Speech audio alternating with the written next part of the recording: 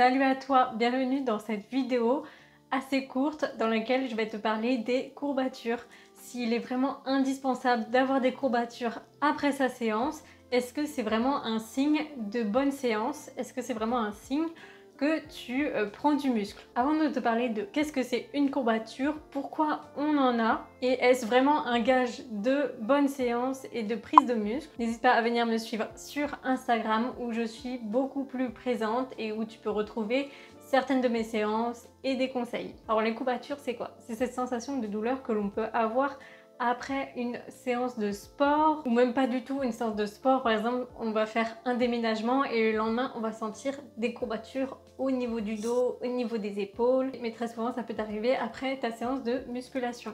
Cette douleur qui peut être très spécifique à cette sensation de courbature qui est un peu endolorie, tu as des difficultés à faire certains mouvements. Par exemple, après avoir fait une séance jambes, c'est hyper difficile de descendre et de monter les escaliers. Ça, c'est la pire. Ça peut t'arriver assez souvent lorsque tu fais des variantes dans tes entraînements ou tu changes tes entraînements. Lors d'une semaine où tu as complètement changé ton programme, tu recommences la salle de sport ou autrement tu as changé certaines variantes comme l'intensité de ton entraînement, le nombre de répétitions, le volume, tu as fait un peu plus que d'habitude ou tu as mis beaucoup plus de poids.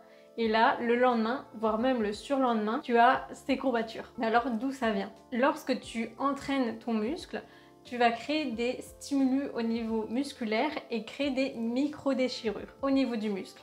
Et ces micro-déchirures vont envoyer un signal au cerveau et créer cette sensation de douleur. Justement, un des mythes par rapport à ça, c'est que plus il y a de micro-déchirures, après le muscle se reconstruit un peu plus gros. Sauf que ça ne marche pas comme ça. Une étude a montré que le plus grand facteur pour la prise de muscle, c'est la tension mécanique. Donc c'est le fait que le muscle va être sous tension sur une certaine charge qui va créer le plus de prise de muscle. Ensuite, ce qui a été montré, ça a été le stress métabolique. Donc ça va être une réaction au niveau des muscles, au niveau des cellules. Ce stress métabolique, très souvent, ça va être lié aux sensations de brûlure, de pump en fin de séance, avec des séances assez longues ou des nombres de répétitions assez longs. Et ensuite, pour terminer, justement, ces micro-déchirures. Mais c'est que le troisième facteur, et il est beaucoup moindre que la tension mécanique. Par exemple, tu as déjà pu le remarquer que lors de tes exercices, par exemple, polyarticulaires comme le squat ou le soulevé de terre, tu n'as pas spécialement des courbatures comparé à des exercices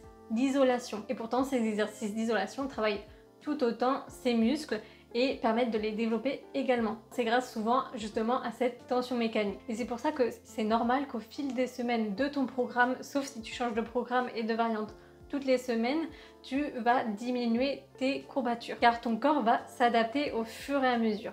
Et comme je viens de le dire, le plus important, ça va être ta tension mécanique.